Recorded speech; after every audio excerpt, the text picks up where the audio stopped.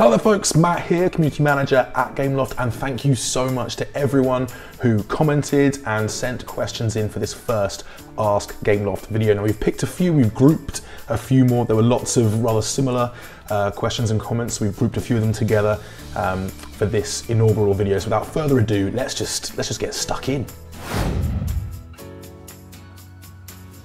So I know many of you have been asking about Gangsta New Orleans and Nova Legacy and Modern Combat Versus, and we're so excited that you guys are excited, and we know it can be frustrating to not have, an end to the wait in sight. The truth is that, we project launch dates quite far in advance, and they're never completely solid because game development is a process and we always want to release the best possible game that we can. We never want to give you guys false information or announce something that later proves to be incorrect, which is why we hold off revealing release dates until we know for certain that we can follow through. So please be assured that as soon as we can give you guys solid dates on those titles, we absolutely will. So I sort of answered this in the previous Nova video, and with Nova Legacy, the team knew that they wanted to bring the original Nova experience to a new audience, as well as challenge themselves, to achieve a fully fledged mobile FPS in such a really small download package. But as I mentioned in that last video, this is something of a reaction test as well. We're super excited that people are pumped for Nova Legacy, and the positive reaction has been really, really great to see. There's nothing planned currently for Nova 4, but based on the reaction to Legacy, who knows?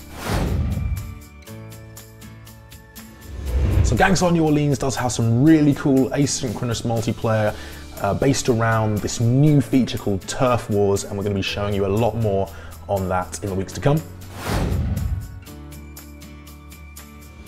So this tends to be just simply because it's not cost effective to continue updating a game. Continuous development, it takes a lot of work, it takes a lot of time, and often the teams in question have moved on to start working on awesome new productions. So there's a one-word answer for this: piracy. But bad piracy. There's actually a three-word answer: piracy and hackers. And the sad truth is, at the minute that you put a game out there, someone is trying to find a way to crack it. And this hurts everyone involved. That being said, Nova Legacy is an example of a game that has offline components, and we're going to be looking to see how well it does.